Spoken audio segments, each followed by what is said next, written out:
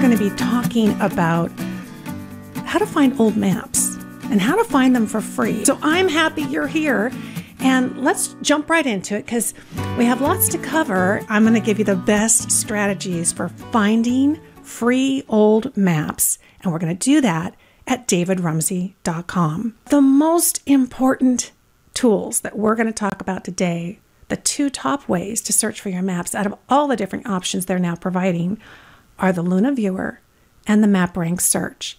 So again, Luna Viewer, that's the main search box on the top of the page, and that's 100,000 digitized maps. MapRank digs into about 6,000 of those, but gives you I think, a more powerful tool. So let's talk about the Luna Viewer, because I think this is probably the one you'll use most because it has the most in it. So you can browse and search specifically for these 100,000 free maps. Under View Collection, you'll see all these different options I just mentioned, right? But we're going to focus on the Luna Viewer. And you'll notice whenever you click things on the website, it's going to open it up in a new tab for you. So here's all the different items here. When you click through to view the entire collection, you can specifically pick Luna Viewer, and then you'll see a little brief description, and then that Launch Luna Viewer button. That's what we're going to click. So this was the Luna Viewer, and I want to show you how to specifically dig into it. Okay, so first of all, there's the search box at the top. So here is where you would enter a location, a town, a county, whatever you're looking for. So I'm going to come up here and I am going to search for Dortmund, Germany. Okay, and we're going to click this button. Now you'll notice a little pop down came up. There's other options, but we're just going to search all the catalog data. What I noticed is the little search, you can't click it until you get away from that and close that pop-up. So go up and then click it. Like I said, I think the Luna Viewer is a little bit glitchy. Now they have found 18 maps that specifically refer to Dortmund, Germany. This is where my great-grandparents were from. Isn't this beautiful? Oh my gosh, like I said, some of the artwork in these old map books are amazing. So you'll notice in the upper right-hand corner that there's these little thumbnails, and we can jump between each of these 18 maps, or we can take them here from the home page. See how we can click through and click the next one? Now, it doesn't mean that every one of these maps is of Dortmund. Look at this. This is Amsterdam. And if we click another one, oh, this looks like it comes out of a book with Hanover maps. Why would a map of Amsterdam or, here's Hanover. So Hanover, maybe it's close to Dortmund, who knows? But if we go look over here in the source information, now we're going to see this is what it picked up. So if the place you're looking for is called something else or is in multiple places, that name is used in many different states and countries, you're going to get a lot of different maps. So we have to refine it down a little bit. So just know it's looking at the metadata. It's looking at any words associated with the map, and it's retrieving those for you. And each map has a little zoom tool right down here at the bottom. So you click the plus to zoom in, you click the minus to zoom out.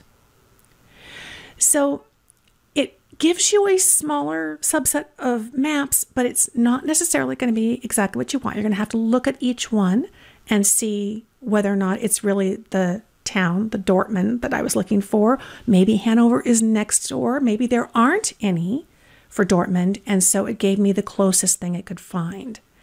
All of those are possibilities. Okay, so here's an example of a search that we could do.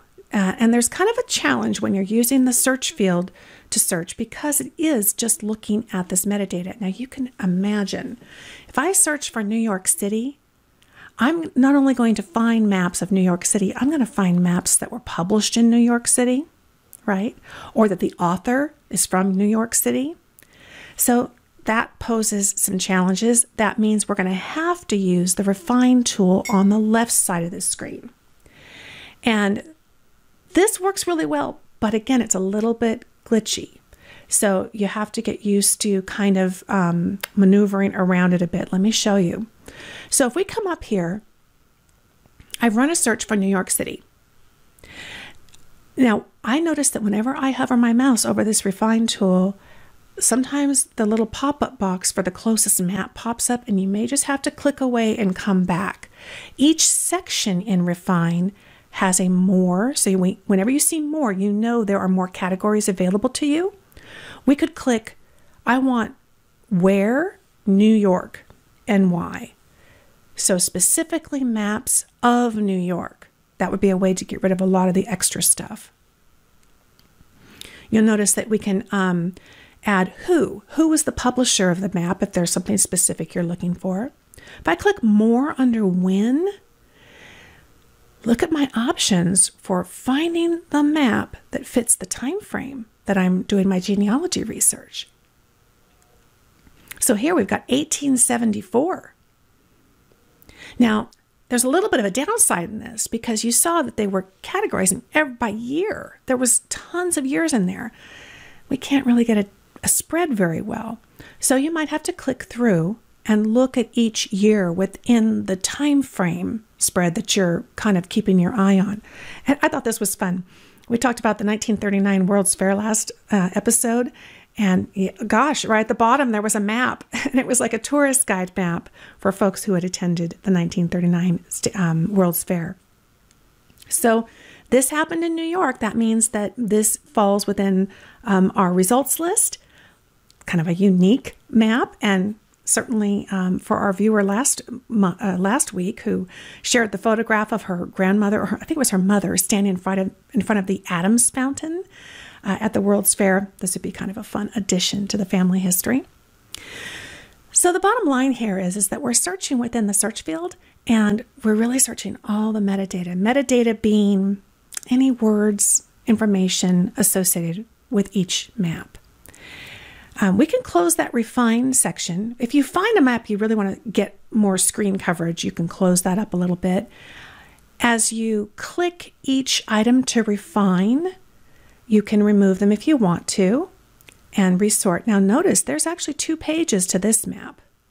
So just like, genealogical records, look and see. At the top, it'll say related, right above the buy print button, because you can buy prints of the maps if you want. But there's a little related. It will tell you how many related images there are. In this case, there were 2. So we knew, even though we were seeing the one on our screen, we should be clicking through because there's another page to this. And there was a backside to this. So one of the ways to get around some of the challenges of doing your initial search and then refining would be to use their advanced search field. So you'll find advanced search actually in 2 places. The first is at the very bottom of the refine column, and that will pop up what you see on the screen here. Also, remember when we clicked into the search field in the upper right-hand corner, we had some options, and the last option was also advanced search. So if you start to type in your search and you're like, I need help with this, go ahead and just click advanced search. You'll get this, and then now you can enter more specific information and have multiple items that you're searching within. Really helpful when your search results, brings back 1,000 maps and you know that you want to get more specific than that. So play with this, and you can see it prompts you whether you want to find all the words that you're listing or just any of them. If you're just looking for maybe a couple of towns around a town that's hard to find, or a town that is no longer there or no longer called that name today. You can also do the exact wording. In our Google searches, we talk about putting quotation marks around a word or a phrase to get exact wording. You can do that through search as well. I tested quotation marks in the search field. It doesn't work. So you got to use the advanced search. That's just a tip if you want to get a specific phrase like World's Fair. Perfect example of one that you'd want to search through the advanced search field. Okay, so let's do an advanced search for Sanborn fire insurance maps. I love these maps because they're so specific to neighborhoods and towns. If we just do a basic search of Sanborn fire, of all the data, and click. Now notice, see, it's not clicking. You have to pull away and then you have to go back up and click it. And it's because that drop-down box. So Sanborn fire, look at this. We've got over 400 pages of maps, and they consider one page to be one map. So even if it's a much larger map, it's a piece of a map. If it's one page, it's one map. Then we can come over here to refine, and we could say, well, I just want Sanborn fire, but for New York City. Now, I saw this map and I thought, this does not look like a Sanborn fire map. In fact, I've seen this map before in Google Earth. So I was curious. I come down here and look at the source information, and you'll see why we got this. It's by Sanborn and Bromley, right? So if we were to do an advanced search and put Sanborn fire in the exact phrase, we wouldn't get this map because that's not what this map was. But it did come back. Now look, here, let's try with quotation marks. It doesn't work. You'll get 0. Okay? So use advanced search to put an exact phrase. But keep in mind, in a case like Sanborn fire insurance maps, they were not always called by that exact phrase throughout all the time frame that they were produced. So you would actually be eliminating Sanborn maps from your results if you got that exact. So I like to start kind of wide, kind of a wide net. But we can use, how about in the advanced search, try this. In all fields, you'll be able to find the publisher. And that got me thinking, if I'm looking at who's the publication author and I just put Sanborn, I can see if it's always been Sanborn fire insurance maps, or whether there are a variety of names. Now look over here in the refine column. Under who, you see all the different variations. There's probably 6 different variations of the Sanborn publication name. So if we were searching for that name as an exact phrase, any one of those, we wouldn't get the other ones. So keep that in mind. Now let's try another one. I was going to look for Stillwater, Minnesota. This is the town where my Lynch and Scully families were from. We talked about in my Irish consultation episode and my filling in the blanks episode. And Thomas Scully had a bar downtown, and Bridget and all the children lived there. Look at this. We just put in Stillwater. And again, starting wide. If I just put the name of the town, I can quickly assess, well, I've got 9 maps here, and several are Minnesota. So here's Stillwater, M-I-N-N period. And so we know if we go over to where, now you can see 6 of them were, I think, Stillwater, Minnesota. Many of these are nearby, or they mention Stillwater in some form. Maybe the author of the map was from Stillwater. We've also got Washington County, Minnesota, which is where Stillwater is. So it's kind of nice to take a quick look at the where and see what all the different options are. Gotta love these old maps because some of the town maps are just house by house drawn in. And for that given time frame, this is 1874. So my Scully family is living here, but the building where Thomas had his bar downtown is actually not yet built yet. So it's really kind of interesting to see the layout of land when they first arrived. This is probably, 10, 15 years after they got there. So lots of great, very specific town and location maps and county maps. You saw we had Washington County. That would be a really interesting one to look at as well. So you're going to want to download the maps, right? You find this and you think, oh, this is perfect. Oh, I want to create an overlay over at Google Earth using this town map. We need to export it. So at the top right-hand corner of any map page, you're going to click Export. Notice how many options you have. Here's the thing. If you download small, medium, I've even done large, 3,000 pixels. A small would be 768 pixels. It looks great just basically on your screen. If you try to zoom in, it goes blurry. So we have something to kind of have to take into account, which is we've only got so much storage space on our computer. You might end up wanting to get, an external hard drive to store your high resolution maps. But the key here is to download the highest resolution that you can handle for storage. And when it's one that I really think is just incredibly important for my research, I'm going to refer to a lot, I go for the largest I can possibly do. It takes a little bit longer. It might take even up to a minute for it to finish processing and download to your computer. But I have found that the extra large is a good size to be able to zoom in, retain clarity, but not take up so much space, because the next size up is almost twice the size, the extra large. So let's do that with our Stillwater map. We're going to click Export and come down and select. Here we could do these small ones. They're not going to help us at all, though, if we try to really get in there and look at the names that are written on these maps. So we could let's do a large. So we're downloading. It's going to be a JPEG. We open it up. It looks great.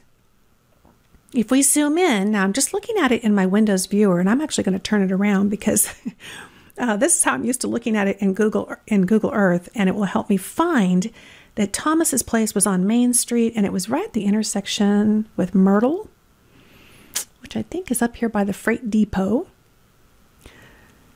So Broadway turns into Main. It's right around here. Okay, so that's great.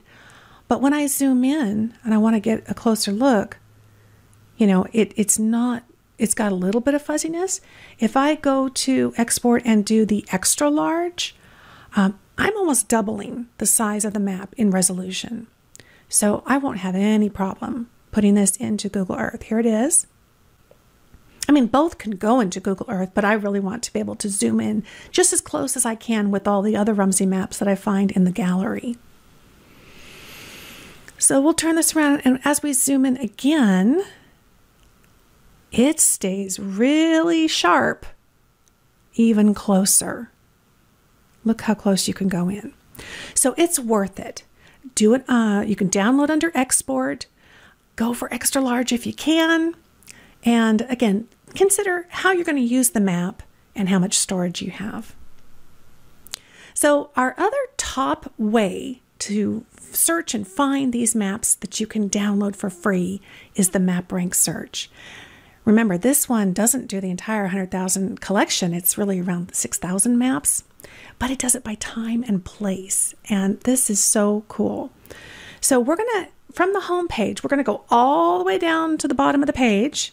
And that's where we found MapRank. You can also find it through the menu system at the top and select it that way. But this shows you what it's going to look like and gives you a little button. We're going to click Launch MapRank. So this tool will open up any new browser tab. And this one, I think, is a really good place to first start searching for maps. Because of the glitchiness in the Luna viewer, I think you're going to find this really rewarding. It's a huge collection anyway, and I think you'll probably find maps, unless you have a very obscure place that you're looking for. So I'm going to look for it's a place that isn't called this anymore, which is Kreis-Ortelsburg. It's the district, the county area where my great-grandmother was born. And she was born in Grunwald and baptized in Klein-Gerufen Parish, but that was all within Ortelsburg. Okay, but look at this. Down at the bottom, there's a time slider. Watch what's happening to our results list on the right. It changes every time we come up another century. So these maps go back centuries, but I want Ortelsburg maps between 1700 and 1900. And now my results list is zeroed in on that. So it's the perfect melding of location and time frame, which is what we're all about. In this list, they are prioritized starting at the top by what is closest to what it was you were asking for. I'm going to just take the Kreis part off and put Ortelsburg. Okay, so now notice that my map titles say Ortelsburg. The modern day map, which looks like Google Maps, says the Polish name of that town, the center of Ortelsburg, what it was back in East Prussia back in the day. I can't even begin to pronounce it. Sinito? I don't know. We had somebody from Poland here one time watching the show. Maybe they could tell me. So if I click the very first map, that's the one that is, according to David Rumsey, the closest map with the most detail for this area. And it looks pretty good. So we can use the zoom tool and zoom in, come over here, check out the source information. This says it's 1888 was when this was produced, who produced it, the type of map it is, the scale, and any kind of notation. So this is where you're going to be able to get your source information to attach to the map if you use it in other areas of your research. And you can, just like Google Earth, you can click on the map and you can drag it around, move around to look at the various locations. Let's come down here. Oh, and look at this. So KL, Klein, Jeruiten, that is where the church was, where my great-grandmother was baptized. And of course, the beauty of this is that it's not called that today. So this old map that they've brought in, all of these are geo-referenced. So we can zoom in here. This is her brother, Johann, and his baptism record right out of the church. It says Klein Jeruiten on it, and this is the place. So it's exciting to see where it is and where that would be today. So here's another example, and I want to show you how search selection works and navigation. Because remember, as we were moving our time slider, we ended up with the results list on the right-hand side was ever changing. Okay, so we got it up to 1700, we bring it down to 1900. But what I want you to notice is that when you're looking at the modern day map and you're trying to figure out which of the old maps you'd like to select, when you hover your mouse over each item, notice the red box. Okay, that's kind of a brownish reddish box. Here's the next one. So it's showing you exactly what that old map will cover. So looking at the modern map, this is really handy, guys, because sometimes you'll turn on a map in Google Earth from Rumsey Maps and you'll go, oh, well, it's massive or it's off to the side. This will show you exactly. So you've got your eye on the town you're looking for. You know which one you want to click because it's highlighted it for you. I love that feature. And I didn't notice that at first when I first started using David Rumsey's website, but it's really handy to more quickly pick the one you want. And then as we zoom in, notice down here at the bottom, that little tiny picture. So within the picture is a little grayed out box, and you can click and move that box to kind of more smoothly maneuver around the map and move. You've probably seen that kind of a tool with newspaper records. It's very handy with the old maps. Again, you could click on the screen itself, but this gives you a little bit of control and lets you zero right in on the spot that you want. So you can compare these old and new maps. So I've pulled up this one of Klein Jeruiten. Now, my great-grandmother says she was born in Grunwald. And can we find, there it is. Yay. Okay, so it's right above Gherkin next to the forest.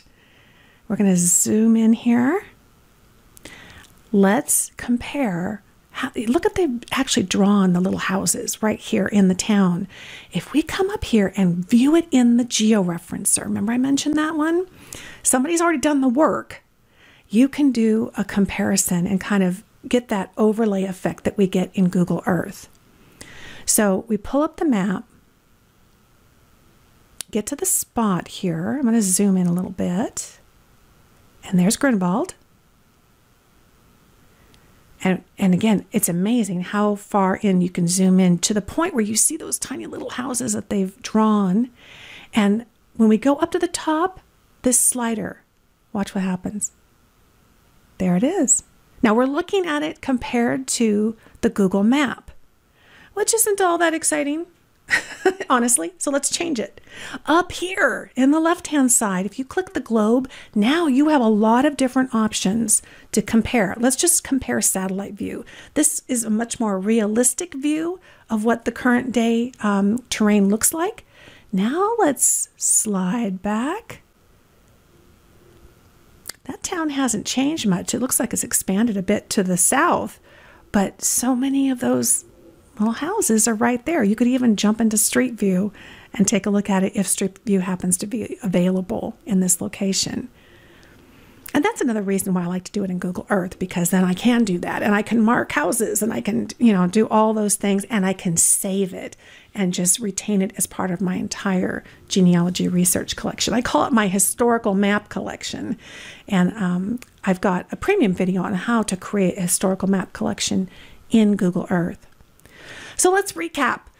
2 ways, key ways, to find these maps that I would recommend. 1, the Luna Viewer. This is the one that's going to give you the 100,000 maps. It's going to help you search for and refine your search. It's a little glitchy, not my favorite. I hope they fix it. But also the second one is MapRank search. Now this one works beautifully. Much smaller collection, but a very significant collection, and certainly one that I have continually found maps that I was looking for in a variety of locations. So it was not a disappointment. You get more control with that time slider, which is so cool. And also that you're still being able to zero in on location. The map results that you're getting in that right-hand column are ranked by which one is the closest coverage. If you want to learn more about how to do this, of course, I cover tons on how to do it in the book. If you are a premium member, I know many of you are, I hope you are, log into your premium membership at our website. Go under premium to premium videos. So there's a couple of important videos here I want you to be aware of. One is, here's all the different categories we have. You're going to be looking for the geography collection of videos. These are full-length video classes. They all have handouts. If you're new to Google Earth, go do this first. The Google Earth for Genealogy Beginner. Sanborn Fire Maps, I've got 2 different videos that go much more into specific detail, where to find them, and you can bring them into Google Earth, and also how to interpret them. This one is how to create your historic map collection. And that's where I'm saying pull it all together in one workspace. And if you need more maps beyond David Rumsey, the best websites for finding historical maps includes some of the top other websites that I have found over the years. And many of them just have amazing collections. Each class, you can download the handout. So don't miss that. There's a link above your video to download the handout, and then you can watch the video. And some of you are asking about where some of the early episodes of Elevenses are, and that's part of your premium membership too. So just click on Elevenses with Lisa in premium. All the ones that have been archived and kind of moved off to the side are available there, and all the downloadable handouts. Of course, for the free ones too, you can download handouts. There's a newsletter sign up. That's a way anybody can stay in touch with us, absolutely free. And then you can also click here on our homepage for premium membership. The newsletter is a really important way to stay in touch. And of course, premium members, for all the free Elevenses with Lisa videos that are out there, and there's dozens, you also have a unique downloadable PDF of the handouts. So that, my friends, is mapping, and I just hope you loved it and found things that you wanted.